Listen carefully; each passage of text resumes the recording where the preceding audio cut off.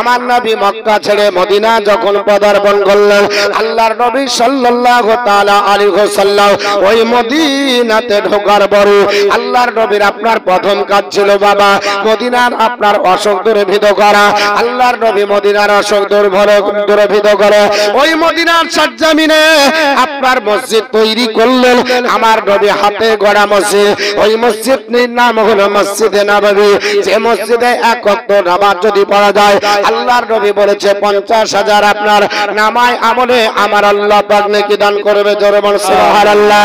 আল্লাহর নবী সাল্লাল্লাহু আলাইহি ওয়াসাল্লাম সাহাবাদের ডাক দিয়ে বললেন, হে আমার সাহাবারা, পৃথিবীর জমিনে আল্লাহর ঘর তৈরি করতে হবে, একটা মসজিদ বানাতে হবে, মসজিদ বানাতে হবে। তোমরা আপনার বরাহাতে সমবেত হয়ে যাও।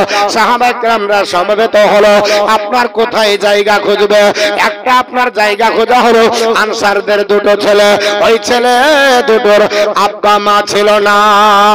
ওই ছেলে দুটো আপনার বরাহাতে ডাক দিয়ে বললেন, ইয়া রাসূলুল্লাহ, ইয়া হাবিবাল্লাহ, নবী গো, আপনাকে জায়গাটা দান করা হবে। আল্লাহর নবী বললেন, না না না, আমি তোমাদের জায়গা দান করা নেব না। কারণ মানুষেরা বলবে নবী এতিমকে ভুগিয়ে নিয়েছে, অতএব কিছু আপনার টাকা দিতে হবে, কিছু পয়সা আপনার দিতে হবে। আল্লাহর নবী সাল্লাল্লাহু আলাইহি ওয়াসাল্লাম ওই ছেলে দুটিকে কিছু পয়সা দিয়ে ওই জায়গাটা আপনার দিনের মসজিদে আপনার নববী তৈরি করার জন্য ওই জায়গাতে তিনটি জিনিস ছিল। একটা ছিল ইহুদির কবর, ওই মসজিদে নববীর যে জায়গা, একটা ছিল খেজুরের আপনার বাগান, একটা ছিল ছোট ছোট পাহাড়। আল্লাহর নবী বললেন, আলী, মসজিদে নববী তৈরি হবে, এই তিনটি জিনিসকে সরাতে হবে। ইহুদির কবরগুলো ভেঙে দাও, আপনার গাছের গুড়িগুলো কেটে তুলে দাও, পাহাড়গুলো ভেঙে আপনার সমতল করে দাও। এই হাদিসটি মুসলিম শরীফে এসেছে। এই হাদিসকে আপনার বলা হচ্ছে হাতিয়ার বেদে আপনার লামাজাবিরা বলে নবী বলেছে কবর ভেঙে গুটিয়ে দাও। এরা ওলিদের কবরের উপর ফতোয়া লাগাচ্ছে।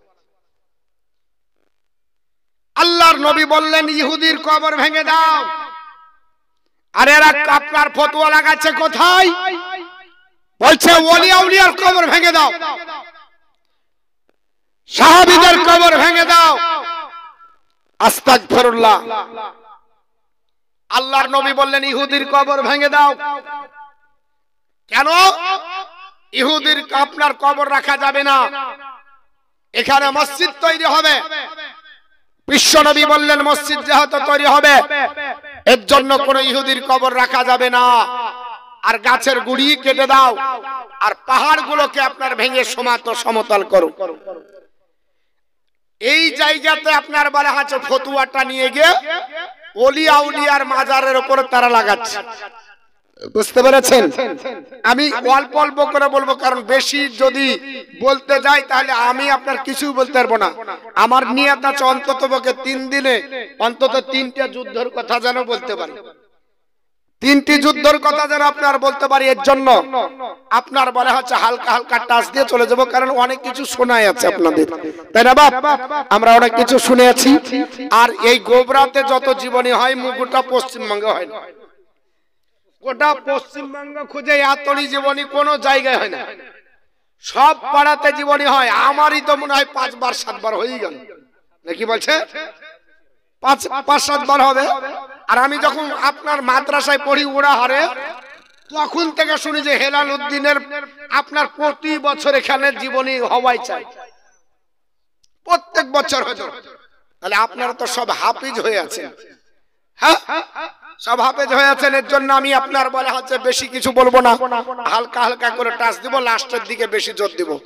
একবার ধরে শরীফ পড়েন, আল্লাহুম্মা সাল্লি আলা সাইয়্যিদিনা মাওলানা মুহাম্মাদ ওয়া আলা আলি সাইয়্যিদিনা মাওলানা মুহাম্মদ সাল্লাল্লাহু তাআলা আলাইহি ওয়াসাল্লাম। আমার মুসলমান বলার উদ্দেশ্য হলো আল্লাহর নবী সাল্লাল্লাহু তাআলা আলাইহি ওয়াসাল্লাম মসজিদে নববী তৈরি করলেন। আপনার নিজের হাতে আপনার শ্রম দিয়েছিলেন। সাহাবা کرامরা ইট পাথর আপনার বহন করে মসজিদে নববী তৈরি হলো। মসজিদে নববী তৈরি হয়ে গেল। আল্লাহর নবী সাল্লাল্লাহু তাআলা আলাইহি ওয়াসাল্লামের আপনার বলা হচ্ছে পৃথিবীর জমিনে আরেকটা কাজ হয়ে চলো। ওই কাজটার নাম হলো কিবলা পরিবর্তন বাবা। আরেকটা মসজিদ আপনার বলা হয় যে মদিনা থেকে 3 কিলোমিটার দূরে ওই মসজিদটাও আছে। মসজিদের নাম হলো মসজিদে কিবলাতাইন বাবা। ওই মসজিদে আপনার বিশ্ব নবী আপনার নামাজ পড়েছেন। আল্লাহর নবী ওই মসজিদে নামাজ পড়তে যেতেন। ওই মসজিদে দুই দিকে আপনার কিবলা। এখন বর্তমান যে দরজা দিয়ে ঢোকা হয় ওই দরজার আপনার বলে আছে উপরে কিবলা বলে লেখা আছে। ওই দিকে আপনার জেরুজালেম পড়ে, ওই দিকে বাইতুল মুকাদ্দাস পড়ে। আল্লাহর নবী ওই বাইতুল মুকাদ্দাসের দিকে মুখ করে আমার বিশ্ব নবী নামাজ পড়তেছিলেন। আন্নাবার আপনার নবীর আমার ইচ্ছা ছিল আহারে মক্কা ভূমি ত্যাগ করে চলে আসলাম। আমি মক্কা ছেড়ে চলে আসলাম। আমার মক্কাতে মনটা টাঙা আছে। আমি মাতৃভূমি আপনার ত্যাগ করে আসলাম। আমার ইচ্ছা যেন আমি আপনার মক্কার দিকে মুখ করে নামাজ পড়ি। আল্লাহর নবী আসার পরে আপনার 17 মাস পার হয়ে গেল। আমার নবীর বারবার ইচ্ছা হয় আল্লাহ পাক জিবরিল আমিন পাঠিয়ে দিলেন। ইয়া রাসূলুল্লাহ ইয়া হাবিবাল্লাহ নবী গো আপনি চিন্তা করবেন না, আপনি যা বলবেন আপনার প্রভু তাই শুনবে। অতএব আপনি আকাশের দিকে তাকিয়ে একবার মনের কথা বলেন। আল্লাহর নবী আকাশের দিকে শুধু তাকালো আর মনে মনে বলল আল্লাহ আমার মক্কার ভূমির দিকে আপনার মনটা চায়, আমার কাবার দিকে মন চায়। আল্লাহ আমি বাইতুল মুকাদ্দাসের দিকে আমার মুখ করে নামাজ পড়ার জন্য আল্লাহ পাক আমার ইচ্ছা হচ্ছে না। আমার ইচ্ছা যে আমি জানো মাতৃভূমির দিকে মুখ করে আপনার নামাজ পড়ি তাহলে বেশি শান্তি পাবো। আল্লাহর নবী এই বলার পরে ওই মসজিদে কিবলাতাইনে নামাজে দাঁড়ালেন। নামাজ আপনার বলে আছে ইখতিলাফ আছে। কোন ব্যক্তি বলেছে আসরের নামাজ। যাই হোক না কেন নামাজ আমার আপনার 4 রাকাত নামাজের জন্য আপনার মসজিদে কিবলাতাইনে আপনার দণ্ডায়মান হয়ে গেল। আর আপনার বলে আছে 2 রাকাত নামাজ পড়ার পরে আত্তাহিয়াত পড়ার পরে আমার নবী ওঠার পরে 3 রাকাতে যাবার পরে রুকু করেছে। আল্লাহ পাক আপনার সঙ্গে সঙ্গে জিবরিল আমিনকে ডাক দিয়ে বলে এ জিবরিল আর থাকতে হবে না, সিদরা ছাড়া দুনিয়ায় চলে যাও। আমার নবীকে জানিয়ে দাও আমার নবী আপনার ইচ্ছা করে আমার নবীর মনের বাসনা মক্কা ভূমির দিকে মুখ করে নবী নামাজ পড়বে আপনার বাইতুল মুকাদ্দাসের দিকে। আর আপনার নবীর আমার ইচ্ছা হয় না। এ জিবরিল চলে যাও।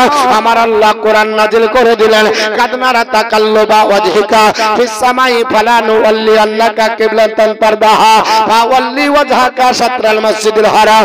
আমার আল্লাহ পাক ডাক দিয়ে বললেন বলে হাবিব আপনি যখন বারবার ওই আপনার বলে হচ্ছে আসমানের দিকে তাকিয়ে মুখ করে আসমানের দিকে তাকাতেন আপনার তাকানো লক্ষ্যটাকে আমি আল্লাহ আপনার বলা হয়েছে দেখেছি।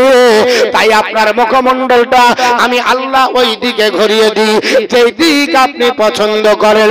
অতএব আপনার মুখমণ্ডলটা মসজিদে আপনি হারামের দিকে আপনি ঘুরিয়ে নেন। আর একটু জোরে বলুন সুবহানাল্লাহ। আমার বন্ধুগণ পৃথিবীর জমিনে আল্লাহর নবী সাল্লাল্লাহু তাআলা আলাইহি ওয়াসাল্লাম রুকুর অবস্থায় আছে। আমার নবীর সঙ্গে সঙ্গে ওই আপনার মসজিদে আপনার কিবলাতাইনে আপনার মুখমণ্ডলটা ঘুরিয়ে নিলেন। আচ্ছা যদি সম্মুখে ইমাম থাকে আর যদি মুখ ঘোরায় তো মুয়াজ্জিন আপনার মুক্তাদি কোথায় থাকবে? সামনে হবে না? হবে না? হবে। তো সামনে মুক্তাদিকে নিয়ে নামাজ হবে? হ্যাঁ। আচ্ছা নিয়াত করে যদি আপনি এখান থেকে ওখানে যে দাঁড়ান নামাজ হবে? হবে না। এটা হলো শরীয়ত। কিন্তু নবীর সাহাবারা তো নবী যখন রুকুর অবস্থায় মাথা ঘুরিয়ে যেই দিকে আপনার বলা হচ্ছে জেরুজালেম অর্থাৎ মসজিদে আকসা ওদিক থেকে নবী ঘুরিয়ে মসজিদে হারাম অর্থাৎ কাবা চারিদিকে মসজিদে হারাম আর কিবলা তার মিডিলে ওই কাবার দিকে মুখ করলেন তখন সম্পূর্ণ বিপরীত।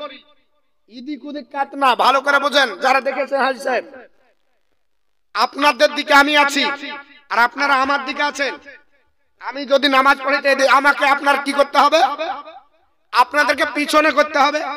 এবার আমি যদি আপনাদের দিকে ঘুরে যাই তাহলে আপনারা কোন দিকে ঘুরবেন? সামনে না, সবাই এসে পিছনে দাঁড়াতে হবে। কোথায় দাঁড়াতে হবে? পিছনে। কারণ ইমাম মানে সামনে। নবীর যত সাহাবা একরাম ছিলেন, যেহেতু নবী কিবলা পরিবর্তন করেছে, সবাই গিয়ে সুসুল করে পিছনে লাইন দিল। আবু বকর, উমর, ফারুক আজম, উসমান গনি। আর মুনাফিকরা বলছে মুহাম্মদের মাথা খারাপ হয়েছে, নামাজের অবস্থায় মুখ ঘুরিয়ে দিয়েছে। ওরা ওখানে দাঁড়িয়ে থাকলো, বলছে না আমরা ঘোরাবো না। এর জন্য এরা মুনাফিকি থেকে গেল। এদের জন্য জান্নাত হারাম, জাহান্নাম ওয়াজিব হয়ে গেল। আবু বকর সিদ্দিক বলছে নবী যেহেতু ঘুরিয়েছে আমিও ঘোরাবো। ওমর ফারুক আজম তিনিও ঘোরালেন, ওসমান গনি তিনিও ঘোরালেন। সাহাবা کرامরা সব পিছনে চলে গেল। কোথায় গেল? পিছনে গেল। নবী আমার পৃথিবীর জমিনে আপনার নামাজ পড়ালেন। আপনার বলা আছে ওই মসজিদটির নাম মসজিদে কিবলাতাইন, দুই কিবলার মসজিদ। এখনো ওই মসজিদে নামাজ হয়, 5 ওয়াক্ত নামাজ পড়ে, জুম্মার নামাজও হয়। তবে ওই এলাকার মানুষ পড়ে। আর যারা উমরাতে যায়, হজে যায়, তারা জিয়ারত করতে গিয়ে 2 রাকাত দখলুল মসজিদ নামাজ পড়ে। আপনাকেও পড়তে হবে, আমাকেও পড়তে হবে। কারণ দখলুল মসজিদ এই নামাজটা প্রত্যেক মসজিদে ঢোকার সঙ্গে সঙ্গে পড়তে হয়। আপনাদের মসজিদে পড়তে হবে। মসজিদে ঢোকার পরে অনেকজন কি করে, বসে যায়, আরাম খায়, দিয়ে একটু পরে উঠে নামাজ পড়ে। বলছে আসলাম একটু বসে নি, দিয়ে নামাজ পড়ি। করে না? করে। কিন্তু না, মাসলা কি, যখন মসজিদে ঢুকলে তো 2 রাকাত নামাজ পড়েও 2 রাকাত নামাজ পড়ে বসো। ওই মসজিদ, ওই নামাজটার নাম হচ্ছে, ওটাকে দখলুল মসজিদ বলা হয়, মানে মসজিদে প্রবেশের নামাজ। যেমন তাহিয়াতুল ওযু, ওযু করার পরে পড়তে হয়, এই নামাজের নাম দখলুল মসজিদ বা দখলুল মসজিদ, আপনার মসজিদে প্রবেশের নামাজ। আমরা কি করি, আগে একটু বসে নি, তারপর পড়ি নাকি? করি না বাপ? তাহলে আজ থেকে ভুল হবে। হ্যাঁ, কি করবো সর্বপ্রথম? জোরে বলেন, কি করব? শুনেন, একটু তো কিছু শিখতে হবে। আগে 2 রাকাত প্রবেশের নামাজ, চাহে আজান হোক আর না হোক, ভালো করে শুনেন, চাহে আজান হোক আর না হোক, তবে জাওয়ালের টাইমে পড়বেন না। জাওয়ালের টাইমে পড়া যাবে না। আর কোন টাইমে পড়া যাবে না? মাগরিবের সময়তে পড়বেন না। আর কোন সময় পড়া যাবে না? ফজরের সময় ঢুকলেন, যখন ফজরের আজান হলো, ফজরের ওয়াক্ত চলে আসার পরে তুলুউশ শামস, সূর্য যতক্ষণ উদিত না হবে ততক্ষণ পর্যন্ত কোনো নফল নামাজ চলবে না। যারা ফজরের সময়তে গিয়ে মসজিদে তাহিয়াতুল ওযু পড়েন, দখলুল মসজিদ পড়েন, এগুলো পড়বেন না। কেন? এই সময়তে বলা হচ্ছে শরীয়তের মাসলা, বাহারের শরীয়ত বলেন, ফতোয়া আমজাদিয়া বলেন, ফতোয়া আলমগীরি বলেন, বলা হচ্ছে ফজরের সময়, ফজরের ওয়াক্ত আসার পরে আপনার তারপর থেকে সুন্নাত 2 রাকাত আর 2 রাকাত ফরজ ছাড়া আর কোনো নফল চলবে না। বুঝা গেল? কোনো নফল চলবে না। ওই ফরজ আর 2 রাকাত সুন্নাত এটাই পড়বেন। তাছাড়া কোরআন পড়েন, তাসবিহ তাহলিল করেন, সব করবেন, কিন্তু দখলুল মসজিদ বা তাহিয়াতুল ওযু পড়বেন না। সূর্য যখন অস্তমিতে যাবে পড়বেন না, যখন জাওয়াল টাইম আসবে পড়বেন না। জুম্মার দিন আপনি ঢুকলেন, দেখা গেল জাওয়ালের টাইমে ঢুকেছেন, এখন আনুমানিক জাওয়াল হচ্ছে 11টা আপনার 35, 36 কিংবা 37, এক রকম। এ থেকে নিয়ে 12টা আপনার 11টা 52, 53 পর্যন্ত, এইটুকু হলো হানাফি মাযহাবের জাওয়ালের টাইম। তারপরে 55 হোক, 12টা হোক, 12টা 10-এ আজান, আপনি 12টা 5-এ ঢুকলেন, আপনি দখলুল মসজিদ পড়ে নেন, তারপরে বসে যান। বুঝতে পারা গেল? এটা করতে হবে। কিন্তু আমরা আপনার অনেকে মাসলা মাসাইল থেকে অনেক দূরে আছি।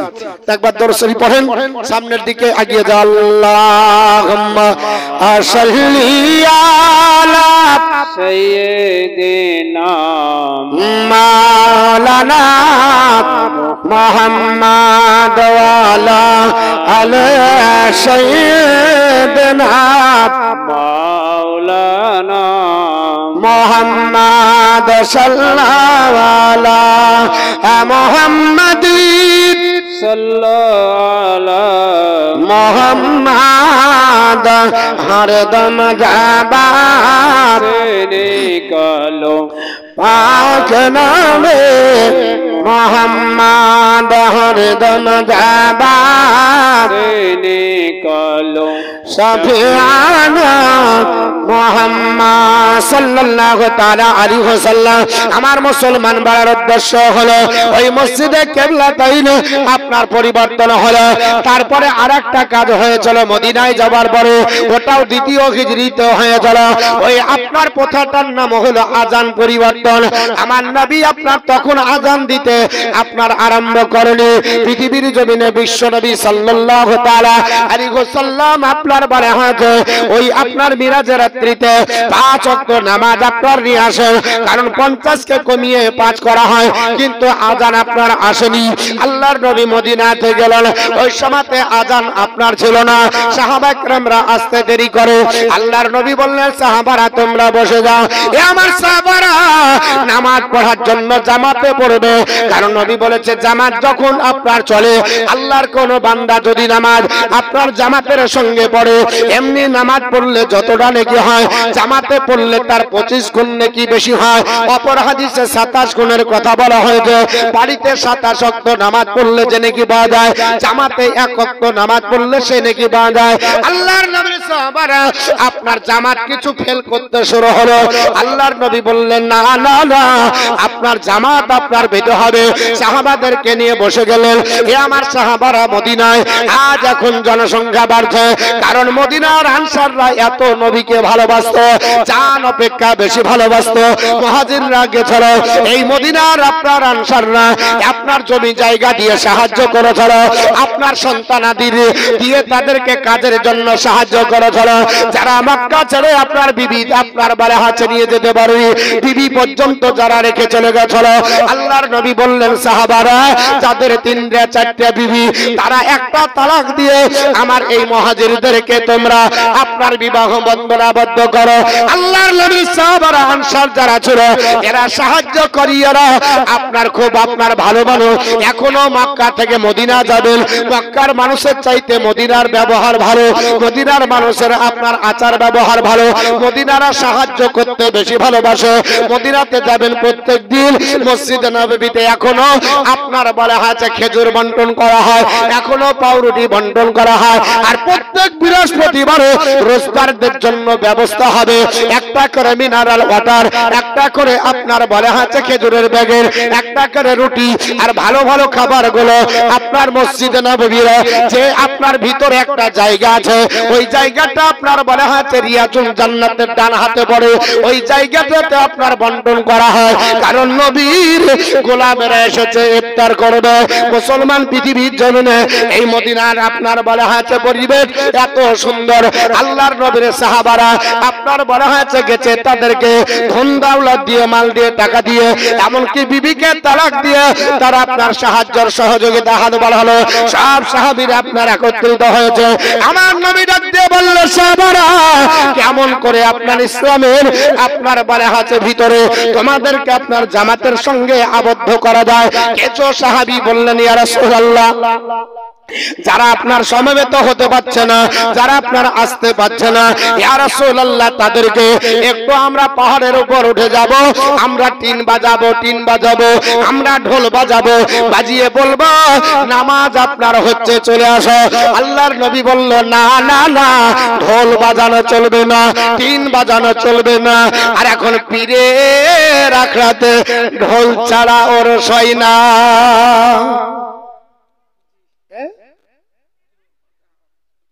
ঢোল বাজানো হারাম, আর পীর সাহেব বলছে ঢোল বাজাও, কারণ আমি হচ্ছি সবচাইতে বড় তরিকার লোক।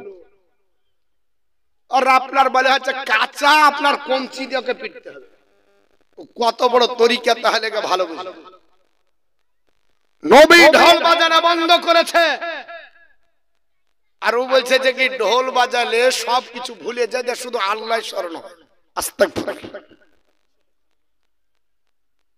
আমার বন্ধুগণ, বলার উদ্দেশ্য হলো এ মুসলমান পৃথিবীর জমিনে হযরত আপনার বিশ্বনবী বলল ঢোল বাজিয়ে মানুষ জামাত করা হবে না। আল্লাহর নবীর কিছু সাহাবী বলল ইয়া রাসূলুল্লাহ, তাহলে আমরা পাহাড়ের উপরে যাওয়ার পরে আগুন জ্বালিয়ে দিব যখন নামাজের টাইম হবে। এই আগুন দেখে আপনার মদিনার মুসল্লিরা মসজিদে নববীতে আসবে। নবী বলল না না না, এটাও করা যাবে না, কারণ খ্রিস্টানদের প্রথা, এটা অগ্নি পূজকদের আপনার বলা আছে আলামত, যারা অগ্নি পূজা করে এই মাজুসীদের আপনার প্রথা গ্রহণ করা যাবে না, এটাও আপনার সম্ভব নয়। এই করে কি করা যাবে? আল্লাহর নবী তখন ডাকা শুরু করলেন, এ আমার সাহাবারা, তোমরা কাজ করো, ওই আপনার মদিনার সরজমিনে আযানের যখন ওয়াক্ত হবে আপনার বলা হচ্ছে আল্লাহ as-সালাতু, আপনার বলা হচ্ছে আপনার বলা হচ্ছে আল জামিয়াত, as-সালাতুল জামিয়া, as-সালাতুল জামিয়া, এই শব্দটা তোমরা বলবে মানে নামাজের জন্য জমায় হও। এই বাক্য তোমরা মদিনায় প্রচার করে দাও। আল্লাহুম্মা সাল্লি আলা সাইয়্যিদিনা মাওলানা ওয়া আলা আলি সাইয়্যিদিনা মাওলানা মুহাম্মদ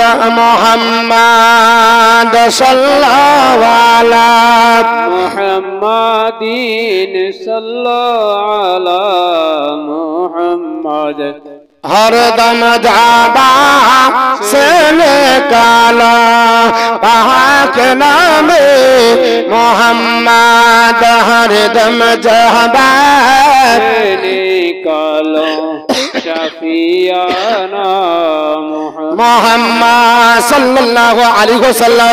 এই করে নামাজ আপনার চলতে লাগলো।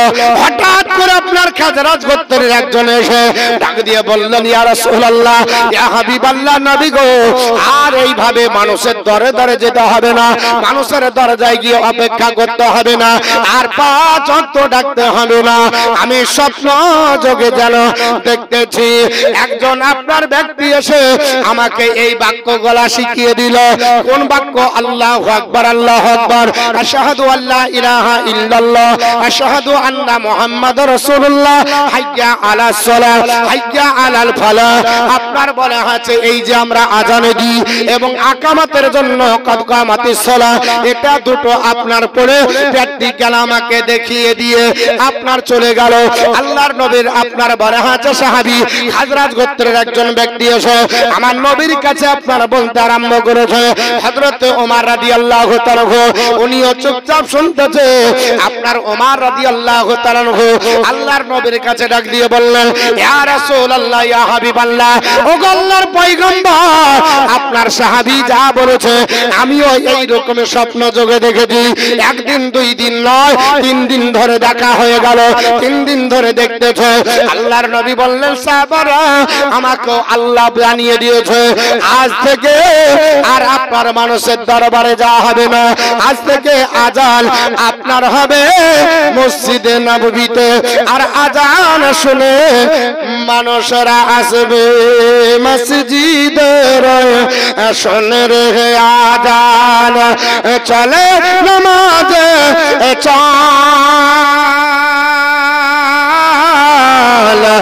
চল নামাজে চাল মসজিদের, শুনে রে আযান চলে নামাজে চাল, চলো নামাজে চাল।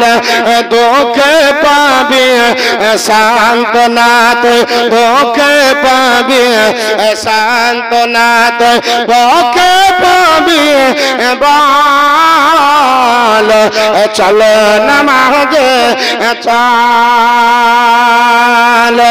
মসজিদের শোনের আযান চলে নামাজে চাল চলো নামাজে চাল মহিলা মাটি লাগল জাতর মহিলা মাটি লাগল জাতর দেহ মানের মাঝে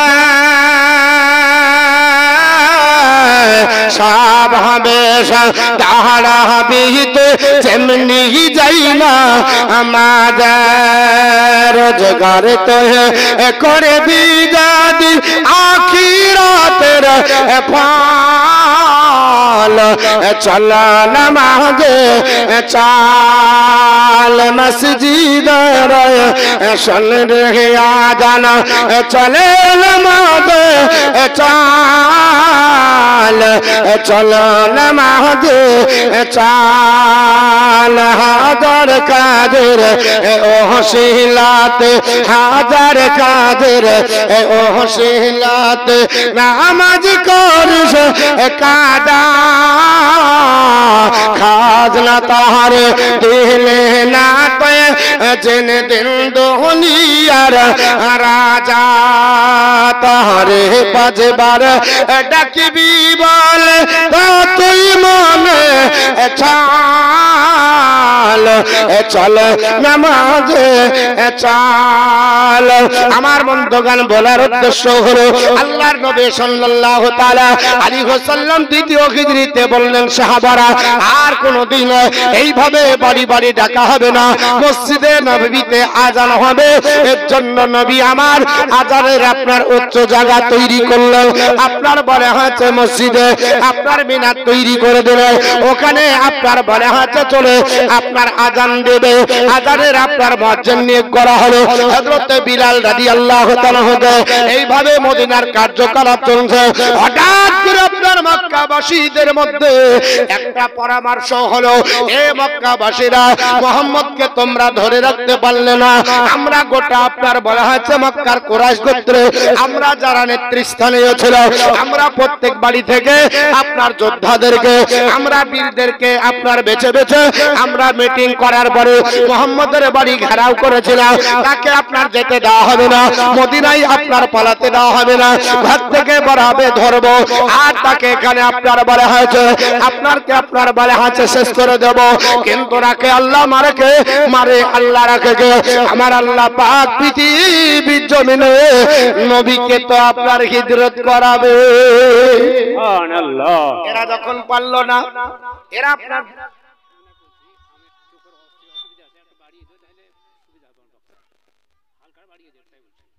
সাউন্ডটা হালকা বাড়িয়ে দিতে হবে আচ্ছা বেনামে 500 আল্লাহ দান কবুল করেন জোরে বলেন আল্লাহুম্মা আমিন আজ শুরু আজকে যে পারবেন তাই দিবেন কালকে থেকে পকেট ভর্তি করে নিয়ে আসবেন নাকি হ্যাঁ কাল থেকে দিতে হবে কিন্তু কে কে দিবেন না হাত উঠান তো দেখি আছে তার মানে উঠাননি সবাই দিবেন তাই না আমার বন্ধুগণ বলার উদ্দেশ্য হলো হে মুসলমান একটু শুনে যান আল্লাহর নবী সাল্লাল্লাহু তাআলা আলাইহি ওয়াসাল্লাম মক্কা ছেড়ে মদিনা চলে গেলেন এই আপনার খবরটাতে তাদের মাথায় টনক নড়ে গেল কারণ মদিনা চলে গেছে আমাদের হাতের নাগালে হয়ে গেল আমরা পেলাম না আমরা তাকে আর পারবো না কারণ মদিনার মানুষেরা নবীকে সবচাইতে বেশি ভালোবাসতো প্রাক্তন মুয়াজ্জিন আযানাই ওয়াজ্জিনু মুয়াজ্জিন যিনি আহ্বান করে প্রকারে আল্লাহর নবী বলেছে মুয়াজ্জিন একজন ব্যক্তি যে হবে তার আওয়াজ দেওয়ার কারণে ডাকার কারণে আল্লাহ কিয়ামতের দিন হাসরের ময়দানে তার গর্দানটাকে সবচেয়ে উঁচু করবে জোরে সুবহানাল্লাহ সবাই বলবে এত উঁচু মানুষকে বলবে এ হলো দুনিয়ার মসজিদের মুয়াজ্জিন তো বাপ আমাদের এদিকে কি হয় ঠেলাঠেলি করে তুই দেখা না তুই ভাতা খাবে আর আমি আজান দিব তাই না বাপ ভাতা খাবে ও আর আমাকে আজান দিতে হবে ভাতা যে খায় সে আজান দেয়, এর দুটাই লাভ। একটা হচ্ছে এমনি পকেটে 1000 ঢুকে, আর কিয়ামতের দিন যদি ইখলাস থাকে যে না আল্লাহ আমি তোমার মহব্বতে দিছি, টাকা দিলে দিব না হলে দিব না, এটা যদি না থাকে তাহলে ওর সবচাইতে গর্দান উঁচু হবে। এর জন্য বাপ আপনার আমল কিছু ধরতে হবে। আল্লাহর নবী সাল্লাল্লাহু আলাইহি ওয়াসাল্লাম সোনার জবানে আপনার বলেছেন মুয়াজ্জিনের গর্দান সবচাইতে উঁচু হবে। যাই হোক বাবা ওই দিকে যাচ্ছি না। আল্লাহর নবী চলে যাবাতে আপনার আবু জেহেল উতবা সাইবা এদের মাথায় টনক নড়ে গেল, কেন আমরা ধরতে পারলাম না? এতজন আমাদের থাকা সত্ত্বেও মুহাম্মদ আপনার পালিয়ে গেছে, ধরা যায়নি। কি করা যাবে? মক্কাতে একটা মিটিং বসে গেল। সমস্ত ওই লোকেরা যারা বড় লোক ছিল, যারা ব্যবসা বাণিজ্যতে পারদর্শী ছিল, তারা বলল শোনে না আমরা একটা কাজ করব, আমাদেরকে একটা কাজ করতে হবে। বলে কি?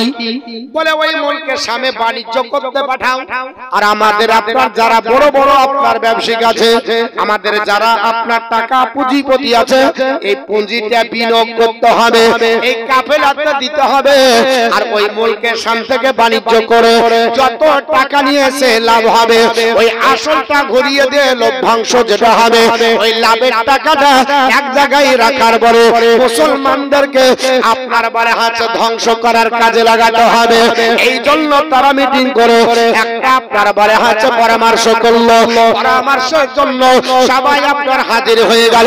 আবু সুফিয়ানকে বলল, আবু সুফিয়ান তোমার নেতৃত্বে পাঠানো হবে আপনার 30 থেকে 40 জন। হাদিস শরীফের মধ্যে এসেছে বড় বড় আপনার যারা যোদ্ধা, বড় বড় যারা আপনার বাণিজ্য করালো, যারা ব্যবসা বাণিজ্যের টাকা বিনিয়োগ করে, তাদেরকে বলা হলো তোমরা মুলকের সামনে বাণিজ্য করার জন্য আপনার টাকা বিনিয়োগ করো, আর যা লাভ হবে ওই মুলকের সামনে বাণিজ্য থেকে ঘুরে এসে ওই টাকাটা মুসলমানদেরকে আপনার ধ্বংস করার কাজে লাগাতে হবে। এখনো তাই চলছে বাবা। পৃথিবীর জমিনে যারা চক্রান্ত করে ইহুদি নাসারা, তারা বলছে কোকোকোলা থানসাপ খাওয়া, আপনার পাবে আপনার এটা খাওয়া, ওটা খাওয়া, যেটা লাভ হবে ওটা মুসলমানদের ধ্বংসের কাজে লাগাতে হবে। এখনো অনেক চক্রান্ত চলে বাবা পৃথিবীর জমিনে। ইহুদিদের আপনার বড় হাতে একটা আপনার পেপার বিক্রি হয়, ওই পেপারে যত টাকা হয় ওই টাকাটা আপনার বড় হয়েছে মুসলমানদের ধ্বংসের কাজে লাগায়। খ্রিস্টানদের মিডিয়া আছে কমসে কম 25টা বাবা, এই 25টা মিডিয়াতে যত টাকা রোজগার হবে ওটা মুসলমানদের ধ্বংসের জন্য রেখে দেওয়া হবে। আজও এই আপনার সার্কুলার আছে। ওই দিনে আপনার বলা হয়েছে পৃথিবীর জমিনে ওই মক্কার জমিনে মিটিং করা হলো, আর আবু সুফিয়ানকে আপনার নেতা বানানো হলো। আবু সুফিয়ান আপনার 40 জন কিংবা 30 জনকে আপনার বলা হয়েছে আপনার যারা আপনার পুঁজিপতি ছিল তাদেরকে সঙ্গে নিয়ে 70 জনের কাফেলা আপনার মুলকের সামনে বাণিজ্য চলে গেল। এই কথাটা আপনার যখন আল্লাহর নবীর কাছে পৌঁছে গেল, আল্লাহর নবীকে কে জানা বলে, হে মুহাম্মদ আপনি জানেন না মক্কা ছেড়ে মদিনা এসেছেন তো কি হবে? এখনো নিরাপত্তা আপনার বলে হাতে মদিনায় নাই, কারণ আরবের এলাকার ওই মক্কাবাসীরা কাফেররা আপনার কাছে কখন বলে আসার পরে আপনাকে হামলা করবে। সুবহানাল্লাহ। আল্লাহর নবী বললে কি করে করবে? তারা বলে শোনেন আপনার জন্য পৃথিবীতে তারা একটা মিটিং করেছে, ওই মিটিং এ তারা একটা ব্যবসার কাফিলা পাঠাইছে মুলকের সামনে। ওই কাফিলাতে যত টাকা লাভ হবে সব লাগবে টাকা দিয়ে মুসলমানদের ধ্বংসের কাজে লাগানো হবে। আল্লাহর নবী বললেন সাহাবারা ওরা যখন যাবে তো মদিনার উপর দিয়েই যাবে, কারণ মদিনার উপর দিয়ে রাস্তা সব। মুলকের সামনে বাণিজ্য যদি করতে যায়, যদি সিরিয়াতে বাণিজ্য করতে যায় আপনার মদিনার উপর দিয়ে যেতে হবে। আল্লাহর নবী বললেন সাহাবারা এক কাজ করো তোমরা আমার সঙ্গে তোমরা আপনার বেরিয়ে যাও। কিসের জন্য বের হতে হবে? নবী যুদ্ধ করব এটা বলে বের হলেন না। আল্লাহর নবী বললেন তাদেরকে একটু বাধা দিতে হবে। মুলকের সামনে থেকে বাণিজ্য করে যখন টাকা পয়সা নিয়ে ঘুরে যাবে আর আমাদের বুকের উপর দিয়ে যাবে, আমাদেরকে ধ্বংস করবে, আমাদেরকে আপনার বলে হাতে নাস্তানাবুদ করবে, এই টাকা নিয়ে যেতে দেওয়া হবে না। 313 জন আপনার বলে হাতে মুজাহিদ, 313 জন সাহাবী আনসার আর মুহাজিরদেরকে নিয়ে আল্লাহর নবী আপনার বেরিয়ে আপনার বলে হাতে যখন পড়ল, ওই সময়তে পৃথিবীর জমিনে বাবা আপনার বিশ্ব নবী সাল্লাল্লাহু তাআলা আলাইহি ওয়াসাল্লাম বললেন মদিনায় আজ মসজিদে নববীতে আপনার বলে হাতে ইমাম থাকলো না, এর জন্য একজন ইমামের দরকার। আল্লাহর নবীর সাহাবী হযরত ইবনে উম্মে মাকতুমকে বললেন, এই ইবনে উম্মে মাকতুম আমি মদিনার বাইরে যাচ্ছি, তবে আপনার মসজিদে নববীতে তোমাকে আপনার ইমাম নিয়োগ করা হলো। হযরত ইবনে উম্মে মাকতুমকে মদিনার আপনার বলা হয়েছে তিনি ইমাম নিয়োগ করে দিলেন। মদিনায় গভর্নর নাই। আল্লাহর নবী বললেন সাহাবারা একজনকে অস্থায়ী গভর্নর নিয়োগ করতে হবে, তাকে নিয়োগ করা যাবে আবু লুবাবা বিন আব্দুল মঞ্জির। এই সাহাবী আপনার বলা আছে তাকে মদিনার গভর্নর আপনার বানিয়ে আল্লাহর নবী মদিনাতে আপনার থেকে বের হচ্ছে।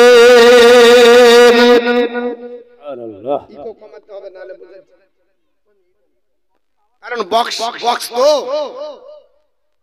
বক্সের জন্য একটু অসুবিধা হবে, কারণ মাইক যত ভালো ক্লিয়ার অতটা বক্স হয় না, বুঝতে পেরেছেন? এর জন্য একটু অসুবিধা হলেও শুনে নিতে হবে। আমি আস্তে আস্তে বলবো তাহলে বুঝতে পারবেন, জোরে বললে বেশি জড়িয়ে যাচ্ছে আপনাদের অসুবিধা হচ্ছে। আল্লাহুম্মা সাল্লি আলা সাইয়্যিদিনা মাওলানা মুহাম্মদ ওয়া আলা আলি সাইয়্যিদিনা মাওলানা মুহাম্মদ সাল্লাল্লাহু আলাইহি ওয়াসাল্লাম। আল্লাহর নবী আপনার দুইজন সাহাবীকে মদিনাতে নিয়োগ করে দিয়ে বিশ্ব নবী আপনার চলতেছেন। এই কথাটা আপনার বলা হয়েছে আবু সুফিয়ানের কাছে পৌঁছে গেল, জানতে পারলো বিশ্ব নবী যেন আপনার মদিনা থেকে বেরিয়েছে। আবু সুফিয়ান আসছে। আবু সুফিয়ান খুব পণ্ডিত লোক ছিল। আবু সুফিয়ান মদিনার কাছাকাছি যখন পৌঁছালো তো লোককে জিজ্ঞাসা করছে, আচ্ছা মোহাম্মদ কোথায়? মোহাম্মদ কোথায়? সাল্লাল্লাহু আলাইহি সাল্লাম আমাদের নবীর ব্যাপারে জিজ্ঞাসা করছে যে মোহাম্মদ কোথায় এখন? তো লোকেরা বলছে আমরা বলতে পারবো না, তবে এই মদিনা থেকে বেরিয়ে গেছে 313 জন ব্যক্তিকে নিয়ে, একটা কাফিলা নিয়ে বেরিয়েছে। কি উদ্দেশ্যে, কেন, এ কথা নবী কিন্তু বলেন। বেরিয়েছে। আবু সুফিয়ানের সংশয় হলো, পারার পিছনে তো কারণ আছে, এমনি তো বের হবে না, কেন বের হলো? এইদিকে আপনার বলা হচ্ছে তার কাছে খবর গেল যে তোমরা যে মাল ওই মিটিং করে ব্যবসা বাণিজ্য করে লাভ করে নিয়ে এসছো, বাড়িতে নিয়ে যে আসল ঘুরিয়ে দিল ধ্বংসটা মুসলমানদের জন্য ধ্বংসের কাজে লাগাবে, ওটা মুহাম্মদ সাল্লাল্লাহু আলাইহি ওয়াসাল্লাম শুনে নিয়েছে। এর জন্য তোমাদেরকে প্রতিহত করবে, তোমাদের মাল ধরে আপনার বলা হচ্ছে সেখানে আটক করা হবে, মাল বাজেয়াপ্ত করা হবে। এই আবু সুফিয়ান এই শব্দটা শুনে একটা উটের লাদ দেখতে পেল, উটের লাদ। তো একটা খড়ি দিয়ে উটের লাদটাকে সরিয়ে দুটো বিচি পেল খেজুর। ওই খেজুরের বিচি দেখে বলছে নিশ্চয় মুহাম্মদ সাল্লাল্লাহু আলাইহি সাল্লাম আর তার উট এই রাস্তা দিয়ে গেছে। কত পণ্ডিত লোক ছিল, উটের লাদ দেখে বলছে। কেন? ওকে জিজ্ঞেস করা হলো কি করে বললে উটের লাদ দেখে? বলছে এই খেজুরটা হলো মদিনার খেজুর। এই যে খেজুরের বিচি, এই খেজুরটা মক্কাতে হয় না, মানে বিচি দেখে বলে দিচ্ছে যে এটা মদিনার খেজুর। আর এই মদিনার খেজুর তো মক্কার উটে খাবে না, অতএব মক্কার উট ছিল না, মদিনার উট খেয়েছে। আর এই রাস্তা দিয়ে মুহাম্মদ সাল্লাল্লাহু আলাইহি ওয়াসাল্লাম তার সঙ্গীদের নিয়ে গেছে, নিশ্চয় আমাদেরকে ঘেরবে। এর জন্য উট দেখে, উটের লাদ দেখে ডিসাইড করলো। ওর ভিতরে একজন আপনার কাসিদ ঠিক করলো, যার নাম হচ্ছে জমজম। এই জমজমকে বললো একটা চিঠি লিখে তাড়াতাড়ি চলে যাও। কোথায়? মক্কায় চলে যাও। আবু জেহেল, উতবা, সাইবা, আবুল আহাব যত আছে, উমাইয়া বিন খালদ, সব বড় বড় নেতাদেরকে জানিয়ে দাও যে তোমরা যে মাল আপনার নিয়ে আসতে বলছো, ওই মাল নিরাপত্তা দিতে পারছে না। আবু সুফিয়ানকে ঘেরার জন্য মুহাম্মদ সাল্লাল্লাহু আলাইহি ওয়াসাল্লাম চতুর্দিকে আপনার বলা আছে, রাস্তাতে আপনার পাহারাদার লাগিয়েছে, আমাদের নিরাপদ নাই। অতএব মাল যদি আপনার বাঁচাতে হয়, আর মাল যদি রক্ষা করতে হয়, আর এই মাল যদি আপনার মদিনা মক্কা থেকে মক্কায় ঘুরিয়ে নিতে হয়, তাহলে তারা যারা সপরে আপনার বলা আছে সবাই মিলে মদিনাকে আক্রমণ করে, তাহলে সম্ভব না হলে নিয়ে যেতে পারবো না। বুঝতে পেরেছেন? যুদ্ধের কোনো ঘটনা নাই, অথচ পরিকল্পিতভাবে এই আপনার সিস্টেম হয়ে গেল। আমার বিশ্বনবী সাল্লাল্লাহু আলাইহি ওয়াসাল্লাম যে পথে আপনার বরাহাত আছে, আবু সুফিয়ান বলল না না না, এই পথে আপনার যাওয়া যাবে না, মদিনার উপর দিয়ে যাওয়া যাবে না। কারণ মদিনাতে আপনার যদি যায়, মুহাম্মদ সাল্লাল্লাহু আলাইহি ওয়াসাল্লামের আপনার সহচররা আমাদেরকে আক্রমণ করে আমাদের মালগুলো বাজেয়াপ্ত করবে। আপনার সমুদ্র তীর ধরলো, সমুদ্র তীর ধরে আস্তে আস্তে যেতে যেতে মদিনা থেকে পার হয়ে মক্কার কাছাকাছি গেল। আপনার বলা আছে মক্কার কাছাকাছি যখন গেল, চিঠি লিখে পাঠালো, আপনার বলা আছে আবু জেহেল, উতবা, সাইবা তোমরা শুনে রেখে দাও, আর তোমরা আপনার যেও না। কিন্তু আবু জেহেল আপনার বলা আছে ওইখানে বলেছিল আমাদের আপনার বাপদাদার ধর্মকে ধুলিসাৎ করে মুহাম্মদ আপনার মদিনা গেছে, তারপরে পৃথিবীর জমিনে আবার আমাদের মালকে আক্রমণ করবে। না না, যেতে দেওয়া হবে না। জমজমের কথা শুনে প্রত্যেকের বাড়ি থেকে একজন একজন করে নিল। সমস্ত আপনার নেতাদেরকে ধরা হলো, উমাইয়া ইবনে খালফকে ধরা হলো। উমাইয়া ইবনে খালফ বলেছিল আমি যাব না, কারণ আমি যাব না, আমি আপনার যুদ্ধে যাব না। উমাইয়া ইবনে খালফকে জোর করে নিয়ে আসা হয়ে গেল, কারণ উমাইয়া ইবনে খালফ বলেছিল আমি যদি যাই তাহলে আমার নিশ্চিত ওই মদিনায় আমার মরণ হয়ে যাবে। কেন মরণ হবে? কাফেররাও জানতো যে নবীর কথা যেটা বেরিয়ে যাবে ঘটে যাবে। এর ভিতরে একটা বড় হাদিস আছে বুখারী শরীফে। উমাইয়া ইবনে খালফের দোস্ত ছিল আপনার বলা আছে হযরত সাদ বলে একজন সাহাবী। তো দুজন মিলে উমরা করতে গেছে। যখন ও মদিনা থেকে মক্কায় যেত তোর বাড়িতে থাকতো, আর উমাইয়া ইবনে খালফ যখন যেত তখন এই সাহাবীর বাড়িতে মদিনায় থাকতো। আপনাদের সঙ্গে আমার যদি মহব্বত থাকে, আমি ওই গ্রামে গেলে একবার ঢুকবো কি ঢুকবো না, দেখা করে যাই। তো দেখা করে যেত, তো দুজনেতেই কাবা ঘাট তওয়াফ করছে। আবু জেহেল দেখার পর রাগে রাগান্বিত হয়ে গেছে, এই তুমি এখানে এসেছো, গোটা এলাকা আমাদের আপনার বলা হচ্ছে কাফিরের এলাকা, আর তুমি মক্কা ছেড়ে মদিনায় গেছো, আবার এসেছো তওয়াফ করতে। তুমি যদি উমাইয়া ইবনে খালফের সঙ্গে না থাকতে তাহলে তোমার গর্দান উড়িয়ে দিতাম। হযরত সাদ বলছে তুমিও শুনে নাও, আমিও মুসলমানের বাচ্চা, আমিও শুনে নাও, তোমাকে বলছি তুমি যদি আপনার বলা আছে আজ আমাকে তওয়াফের অবস্থায় না পেতে তোমারও গর্দান উড়িয়ে দিতাম। সঙ্গে সঙ্গে উমাইয়া ইবনে খালফ বলছে চুপ কর। এটা হচ্ছে আবুল হিকাম, আমাদের জ্ঞানী, আর উপরে আওয়াজ উঁচু করে কথা বলতে হয় না। তখন আবু জেহেলের উপরে কেউ উঁচু গলায় কথা বলতো না। তখন আপনার বলা হচ্ছে সাহাবী রাসূল বলছে আমার নবীকে উঁচু করে কথা বলবে আমি মেনে নেব? কখনো মেনে নেব না। শুনে রেখে দে আবু জেহেল, তোকে আমি বলছি পৃথিবীর জমিনে তুই যদি আরেকটু চাড়ে কথা বলিস তো তোকে রেখে আমি গর্দান কেটে আমি চলে যাব মদিনা। এই কথা বলাতে উমাইয়া ইবনে খালফ বলল হ্যাঁ গো, তোমার সঙ্গে আমার বন্ধুত্ব, তুমি ওর সঙ্গে এইভাবে কথা বলছো আর আমাকে থবে? বলছে শুনে নাও, তুমিও শুনে নাও, তোমাকেও বলে দিচ্ছি নবী বলেছে তুমিও একদিন মুসলমানের হাতে কতল হবে, তোমাকেও একদিন মুসলমান কতল করবে। আর যাহা বলেছে বলছে কোন জায়গায় বলে নবী নির্দিষ্ট বলেনি, তবে তোমাকে কতল হতে হবে। বলে মক্কায়, বলে ওটা নবী বলেননি। ও সেদিন থেকে উমাইয়া ইবনে খালফ ঘরে ঢুকে গেল আর কোনদিন বাহির হয়নি। শুধু দেখতো দেখি যেহেতু বলেছে যে তোমাকে একদিন মুসলমান কতল করবে, এটা নবী বলেছে। তো উমাইয়া ইবনে খালফ বলছে এটা মুহাম্মদ বলেছে। বলে হ্যাঁ। তো বলছে আর আমার নিস্তার নাই, যখন মুহাম্মদ বলেছে আমার কিন্তু মৃত্যু অনিবার্য, কেউ না কেউ আমাকে মারবে। তো উমাইয়া ইবনে খালফ সেই দিন থেকে আর মক্কার বাইরে যেত না। এখন এরা বলছে আবু জেহেল যাবি না, মানে সবাই যাবে, যেতে হবে। বলে না আমি যাব না। বলে না যেতে হবে, টেনে নিয়ে গেছে। বুঝতে পেরেছেন? ও বলছে আমি যাব না, আমি মদিনায় গেলেই আমার মরণ হবে। কেন? মুহাম্মদ বলেছে, কারণ মুহাম্মদের কথা পরিবর্তন হবে না। এর জন্য কোনদিন উবাই ইবনে খালদ আর মক্কা থেকে বের হতো না। বুঝতে পেরেছেন? ওরা বুঝতো যে নবীর কথা সত্য, কিন্তু কপাল পোড়া হলে যা হয়।